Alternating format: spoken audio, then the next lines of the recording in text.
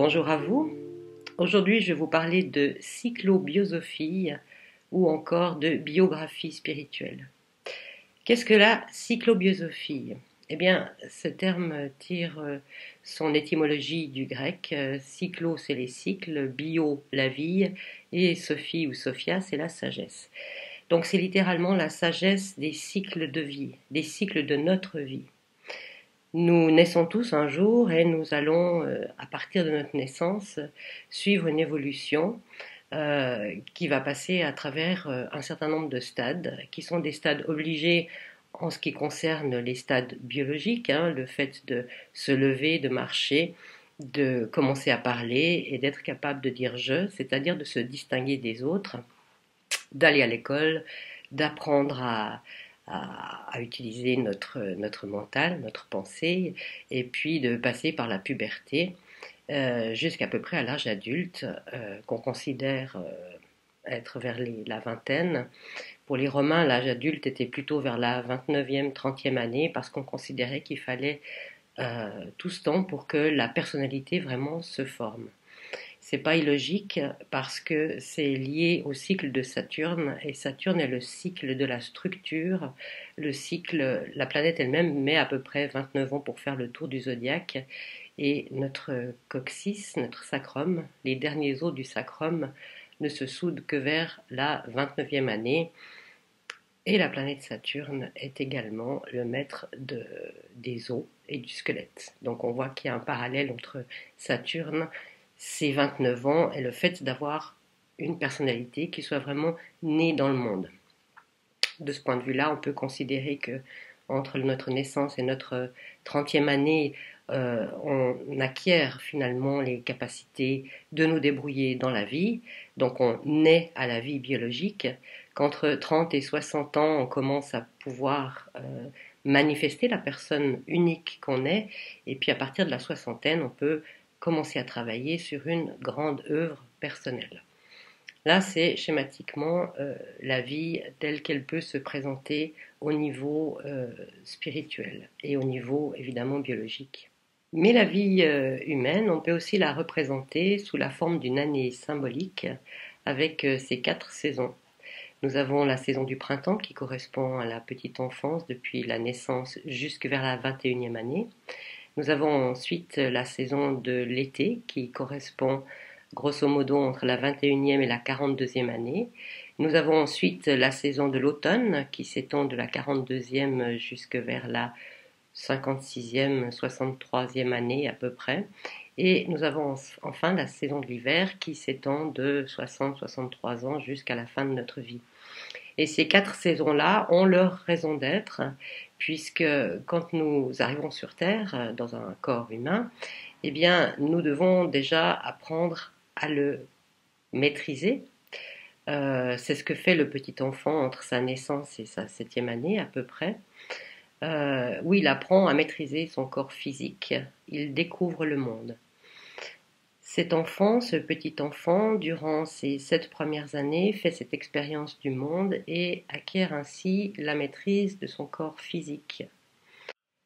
Nous avons ainsi des étapes de vie obligées, qui sont celles du petit enfant, entre 0 et 7 ans, qui apprend à maîtriser son corps physique, entre 7 et 14 ans, qui va apprendre à expérimenter ce que c'est que la pensée et à maîtriser début de maîtrise de pensée, c'est là qu'on va à l'école, qu'on est éduqué, et de 14 à peu près jusque vers 21 ans, là il s'agit de la maîtrise du sentiment, de la vie des émotions.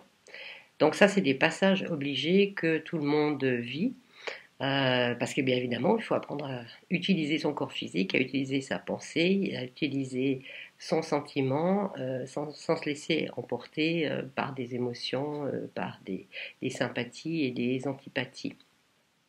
Donc ces 21 premières années de la vie sont vraiment consacrées à l'apprentissage du monde et de la personnalité. Mais ça ne s'arrête pas là, là on est vraiment qu'au tout début. Et à partir de 21 ans, entre 21 et 42 ans, il est suggéré à l'être humain d'apprendre à dominer ses outils, à les maîtriser en fait. C'est-à-dire maîtriser sa volonté, c'est l'aspect corps physique, maîtriser sa pensée et maîtriser son sentiment. Et ça, c'est une période entre 21 et 42 ans qui est réservée à cela, qui passe à travers des expériences qui peuvent toucher le sentiment dans un premier temps.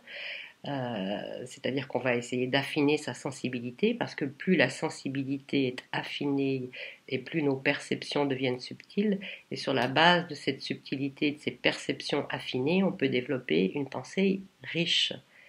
La pensée et le sentiment doivent fonctionner idéalement ensemble, et la pensée qui vient idéalement se construire alors en cyclobiosophie, c'est entre la 28e et la 35e année, grâce aux perceptions qui proviennent du sentiment, on devient capable de penser par soi-même en remettant en question les valeurs qu'on a pu apprendre, les croyances qui sont issues de notre milieu familial, de notre religion si on en a une, de l'éducation qu'on a reçue, et se forger sa propre opinion, donc sa propre pensée. C'est quelque chose qui intervient pas avant entre 28 et 35 ans. Et puis entre 35 et 42 ans, on va avoir cette opportunité de maîtriser notre volonté, c'est-à-dire, quoi qu'il arrive dans la vie, à développer le sens de la responsabilité. Et c'est là qu'on voit qu'on arrive au premier cycle de Saturne dont je parlais tout à l'heure, qui se situe entre à peu près 29 ans. Il nous faut à peu près 29 ans pour arriver à être un être autonome et responsable. Ainsi, on peut considérer que depuis notre naissance jusqu'à notre 42e année approximativement, les choses nous sont données. Et elles nous sont données et on apprend à maîtriser les outils qui nous sont donnés. Outils, je répète, c'est la volonté, le sentiment et la pensée. À partir de 42 ans, on entre dans un nouvel hémisphère. On a déjà une demi-année d'existence sur Terre. Et à partir de 42 ans, tout ce qu'on a pu recevoir, on est invité à pouvoir le donner au monde.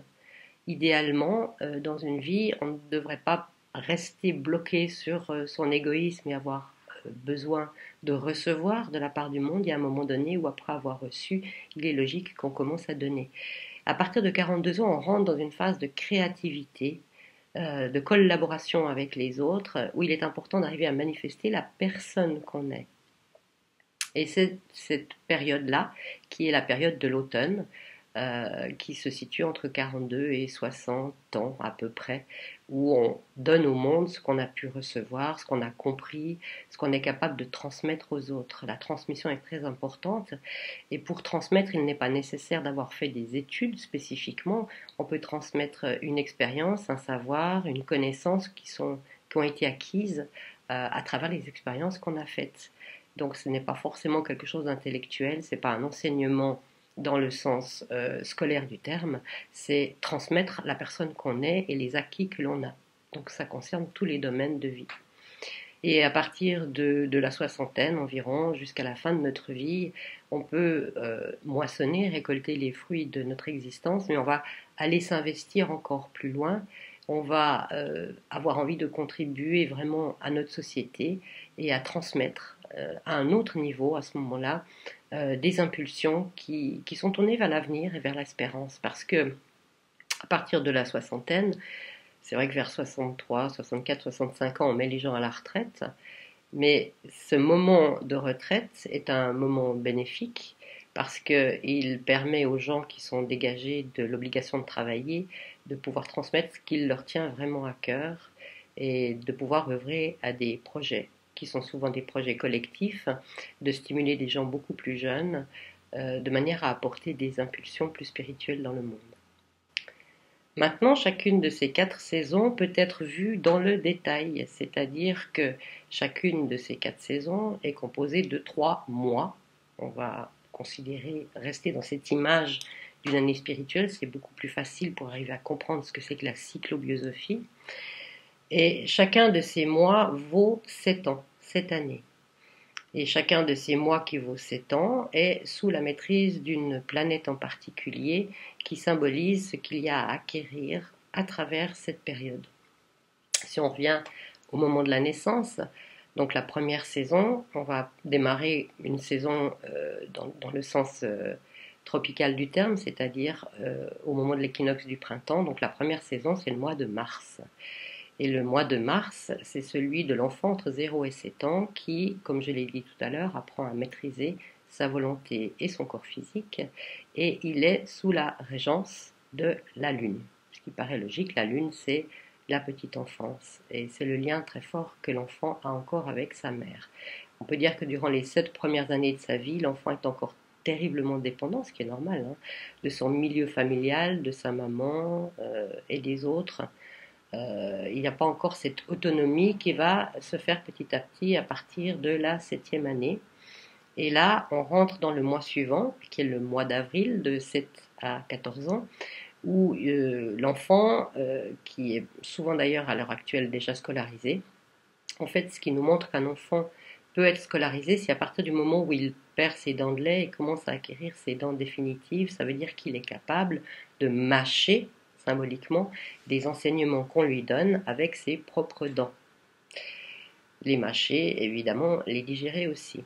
Donc vers la 7e année, idéalement, l'enfant rentre à l'école, est en relation avec des enseignants, des professeurs, chose qui n'était pas le cas avant. Il était dans le cercle restreint de la famille, gouverné donc par la Lune. À partir de 7 ans, il entre dans quelque chose de plus social et de plus relationnel avec des camarades de classe, avec des enseignants, des professeurs, et il commence à développer sa pensée. C'est encore une pensée neuve, vierge d'une certaine manière, même s'il y a déjà des bribes qui ont été acquises durant le premier septénaire, le mois de mars. Mais enfin, l'enfant commence à structurer sa pensée. C'est là qu'on lui demande de savoir lire, écrire, compter. Enfin, il apprend tout ça pendant cette période-là. Et cette période, elle est sous la dominance ou l'influence de la planète Mercure, qui est par excellence la planète de la pensée. À partir de 14 ans, on va entrer dans le mois suivant, qui est le mois de mai, qui est lié à la puberté. Et enfin, c'est à ce moment-là à peu près, 14 ans, c'est pas des limites qui sont comme ça, 7 ans, paf, on quitte un septénaire pour entrer dans le suivant. Mais en fait, on se rend compte qu'aux alentours de 14 ans, il y a quelque chose qui change avec le passage à la puberté, justement, et où, ben voilà, il y a cette tempête de la puberté, cette quête de l'identité, cette quête de valeur aussi, qu'est-ce que j'aime pas. C'est la période aussi des grandes passions, des grands amours, des grands idéaux. Et toute cette période-là, du mois de mai, elle est sous l'influence de la planète Vénus. La planète Vénus, c'est la planète de la relation par excellence. Et donc, il y a cette découverte aussi du sentiment de la sympathie, de l'antipathie. Donc, toute une période qui est propice aux rencontres, aux émois amoureux, au début de la vie affective à proprement parler. C'est pas une période qui est très facile à vivre, c'est peut-être une des périodes les plus difficiles de la vie humaine, mais enfin, voilà, c'est pendant cette période-là qu'on va développer plus de sensibilité, de perception du monde aussi. Il y a ce besoin d'être à la fois autonome et en même temps une tentative d'essayer de s'individualiser. J'aime pas, je suis dans la rébellion, je suis dans la quête de l'amour de l'autre, que ce soit les parents ou un petit ami, un petit copain. Toute cette période est importante pour forger le sentiment. Et là, on arrive à la fin du premier mois, à la fin de la première saison, à la fin du printemps, et on va rentrer dans la période de l'été. L'évolution continue tout le temps, tout au long de notre vie. Hein. C'est pas parce qu'on a son diplôme, son bac, son CFC, sa formation professionnelle, que maintenant c'est bon, on est construit une fois pour toutes. Non, c'est ces outils qu'on vient juste en fait de découvrir, que sont la volonté, le sentiment et la pensée. Eh bien, il va falloir les travailler et apprendre à s'en servir, pas simplement les avoir découverts, mais ne pas être identifié, par exemple au niveau du sentiment, à ses sympathies, antipathies. C'est la grande difficulté d'arriver à passer au-delà de ce que j'aime pas, parce que si on n'aime pas quelque chose, on ne peut pas le connaître. Et si on ne connaît pas quelque chose, on ne peut pas l'aimer, ça va ensemble. Donc toute la le premier mois de cette saison de l'été va être consacré à la maîtrise du sentiment, à développer des perceptions affinées. Et cette période, donc, qui va de 21 à 28 ans, elle est également sous la maîtrise de la planète Vénus, mais avec en arrière-fond le Soleil. Le Soleil représente l'individualité. C'est vraiment cette capacité de rayonner la personne que l'on est. Donc entre 21 et 28 ans, il y a tout un travail, on est encore beaucoup dans le sentiment, mais on commence à se décoller un petit peu de non j'aime, j'aime pas, à faire preuve d'un petit peu plus de discernement. C'est une période qui est idéale pour développer toutes les activités artistiques, la relation avec la nature aussi, qui permet d'avoir un certain détachement par rapport à nos émotions. Donc c'est le mois de juin en cyclobiosophie qui est représenté par cette période, ce septénaire de 21 à 28 ans.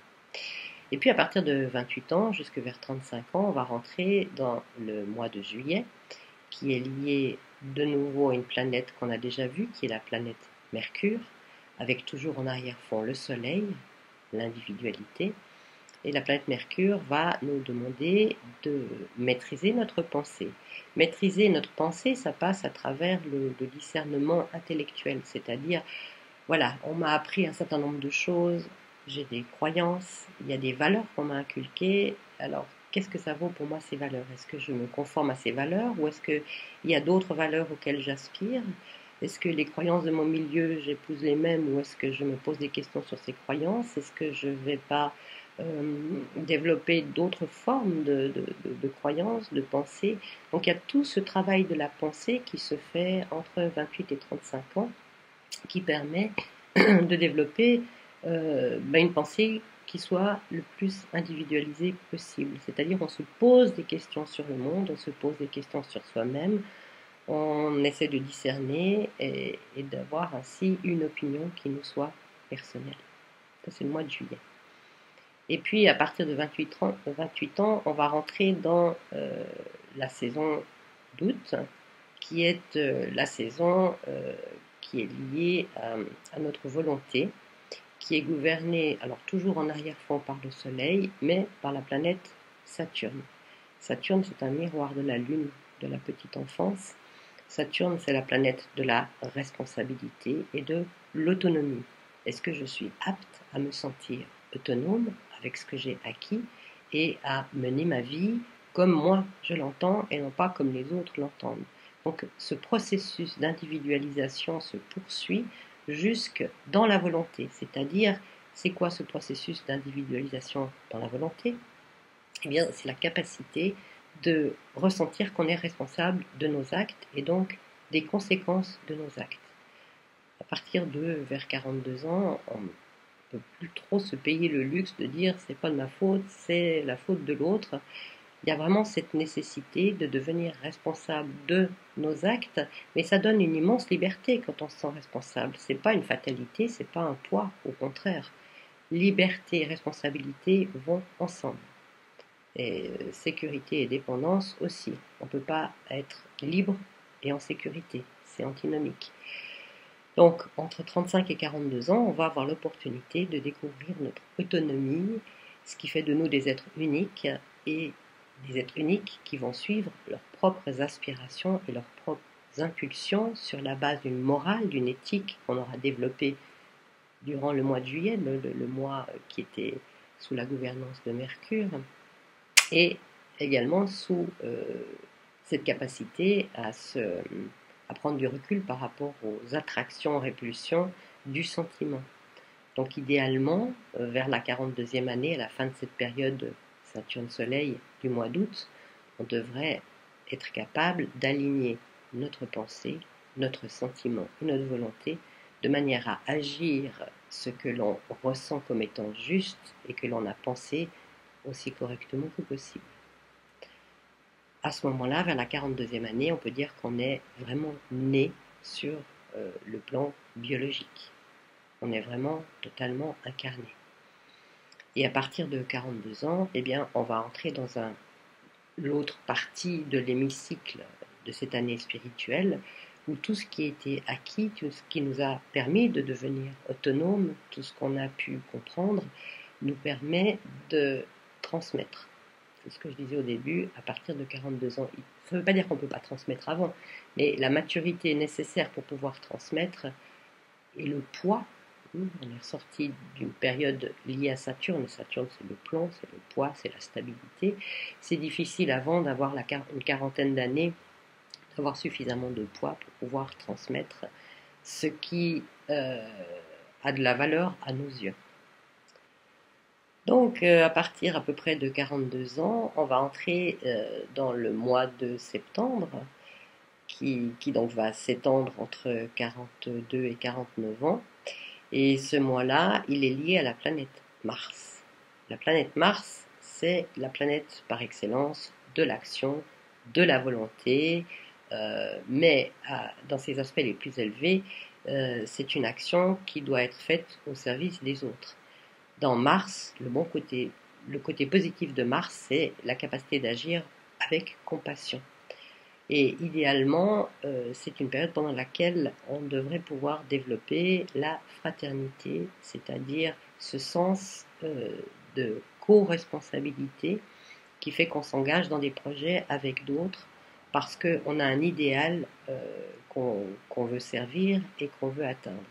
Entre 42 et 49 ans, et normalement on est censé être devenu autonome grâce à la période précédente, et bien cette autonomie, on va la mettre au service de quelque chose. Ça peut être dans une entreprise, ça peut être à travers un travail indépendant, mais l'essentiel, c'est vraiment de contribuer à quelque chose au niveau collectif par rapport à nos qualités et capacités. C'est une période qui est un petit peu plus difficile à vivre pour les femmes que pour les hommes, parce que la femme s'identifie, les choses changent, mais la femme s'identifie beaucoup à son rôle de mère, d'épouse, de maîtresse. Et à partir de 42 ans, on lui demande d'être vraiment dans l'autonomie et d'affirmer qui elle est. Voilà, Mars, c'est aussi la planète de l'affirmation de soi. Oser montrer au monde qui on est. Pour les hommes, c'est un peu plus facile parce que voilà, ils sont de nature martienne eux-mêmes, donc ils vont glisser plus facilement dans cette période, alors que pour les 40 premières années de l'existence, la femme avait l'air d'être plus en avance que l'homme. La femme comprend plus vite, elle est plus vite mature, mais c'est une maturité qui est donnée par le biologique. À partir de la quarantaine, pour la femme, ça va être un petit peu plus difficile parce que elle risque d'être rattrapée par son affectivité. Donc c'est important que les femmes apprennent, notamment dans la période précédente, entre 35 et 42 ans, à exister par elles-mêmes, pour qu'à partir de la quarantaine, à partir de 42 ans, quand elles entrent dans cette période martienne, elles puissent vraiment affirmer qui elle est et faire des choix qui certainement n'auront plus rien à voir avec la famille, ou peu, afin de manifester dans le monde qui elle est elle-même. Donc c'est une période qui n'est pas toujours évidente à vivre. Ça fait beaucoup miroir à la période de l'adolescence où on peut se retrouver dans des moments où on est de nouveau entre attraction, répulsion, j'y vais pas, avec des hésitations. Ensuite, on va rentrer dans le mois d'octobre, qui est gouverné par la planète Jupiter. Jupiter, c'est la planète de l'enthousiasme, des relations sociales, du rôle, de la personnalité. C'est vraiment une période d'expansion, une période où on peut se sentir comme porté par l'enthousiasme, qui est aussi un mot du vocabulaire de Jupiter, et où toutes les actions qu'on aura mis en place auparavant durant la saison de Mars vont pouvoir fleurir à travers l'engagement qu'on aura pris avec d'autres personnes. C'est aussi une période idéale pour soutenir des projets parce qu'on a beaucoup d'énergie, on a un certain impact social à partir de 49 ans jusqu'à 56-60 ans, donc c'est cette période de Jupiter où les choses paraissent beaucoup plus faciles. Donc c'est vraiment une période où il est important de profiter de cette énergie de Jupiter, d'enthousiasme, de ne pas se mettre de limites. Il peut y avoir des voyages, il peut y avoir aussi d'intérêt pour d'autres connaissances, et cet aspect de transmission qui est encore plus fort dans la période de Jupiter, puisque par excellence, Jupiter, c'est l'enseignant.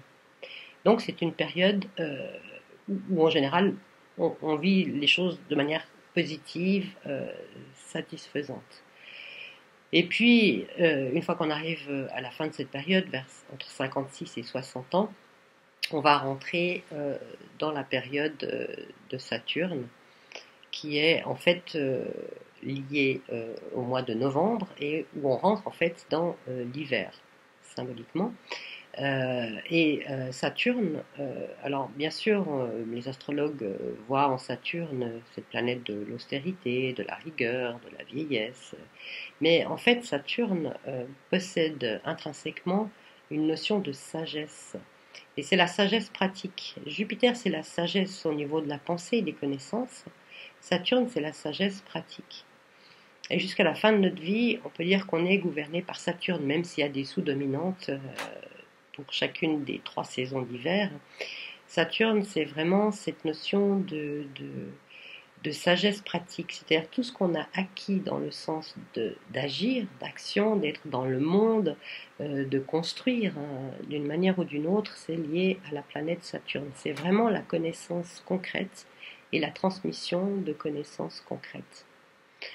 Et on va continuer avec cette planète Saturne de 56 jusqu'à 63 ans. Et cette période-là, 56-63 ans, est donc consacrée au fait d'œuvrer dans le monde, de se donner des buts très concrets. On peut collaborer à des projets, mais il y a vraiment une notion d'être dans le concret, de faire des choses il y a une notion d'espérance dans Saturne. C'est un petit peu le paradoxe parce que les gens estiment qu'à partir du moment où ils arrivent à la retraite, ils sont à la fin de leur vie, et puis en fait non, il y a une nouvelle naissance à ce moment-là, et quand on a la soixantaine et plus, il est très important de pouvoir œuvrer pour les générations futures, donc de cultiver l'espérance. Maintenant, à partir de là, tout dépend comment on a vécu sa vie. C'est vrai que si on a toujours été plutôt tourné vers son nombril, la vieillesse, la maturité, on va l'appeler comme ça, risque d'être un petit peu difficile, surtout si on est complètement identifié à son corps physique, puisque le corps vieillit inévitablement, et qu'on n'a pas développé cette conscience spirituelle de n'être pas que notre corps physique. Ceci explique que certaines personnes, en vieillissant, tombent dans la sénilité et développent certaines maladies comme Alzheimer. En fait, c'est un manque de curiosité et d'ouverture au monde et de conscience spirituelle.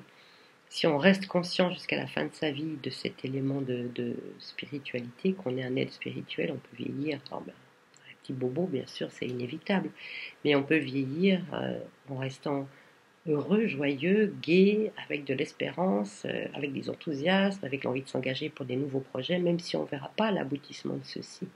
Et c'est ça qui fait la beauté de cette période-là, c'est qu'il y a du détachement. Saturne, c'est la planète du détachement aussi, qui nous permet d'œuvrer avec sérénité et d'apporter aux plus jeunes de l'espérance et de savoir que si on est là, on peut apporter ce qu'on est et donner ses impulsions pour un monde qu'on souhaite meilleur, bien sûr.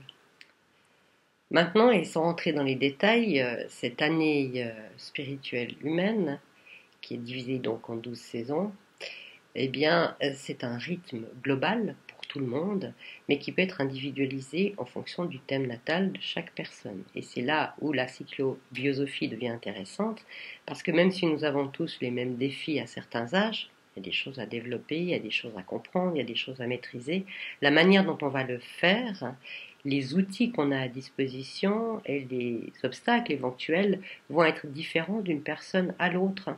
Et cette différence est inscrite dans le thème natal. Ce n'est pas une fatalité. Un thème natal ne représente en définitive pas le futur, mais le passé.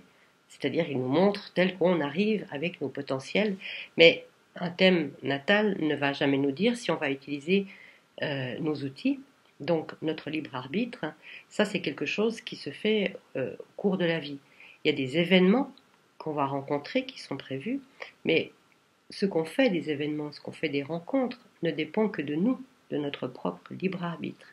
C'est là où la cyclobiosophie devient extrêmement intéressante et utile, c'est que grâce à elle, on peut voir où sont les défis, les plus grands défis, où sont les meilleurs outils, et ça permet ainsi d'individualiser notre parcours et de comprendre ce parcours, de développer de plus en plus notre libre arbitre, notre autonomie, notre créativité et finalement la joie de vivre. Parce que quand on se sent un individu autonome et créateur, eh bien la vie est belle.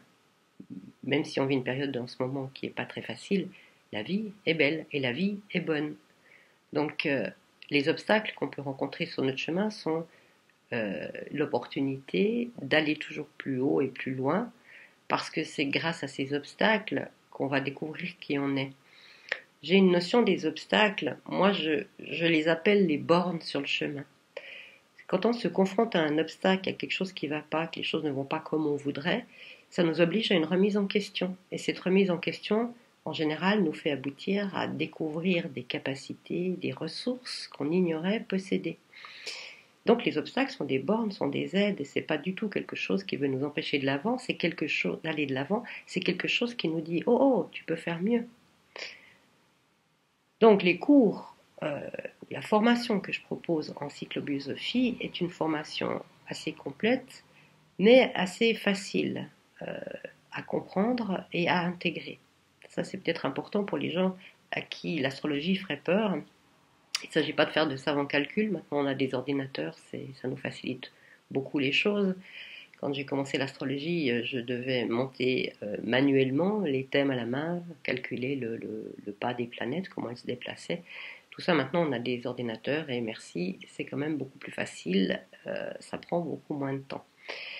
Donc c'est une astrologie très, très simple, c'est une astrologie de l'être universel, c'est une astrologie qui permet de comprendre avec des mots-clés, avec des exemples très concrets, ce que sont chacune des planètes, ce que sont chacun des signes, ce que sont les aspects et les maisons, de manière à pouvoir décrypter pour soi et pour les autres le chemin de vie de chacun avec les défis, les obstacles et les outils que chacun a à disposition.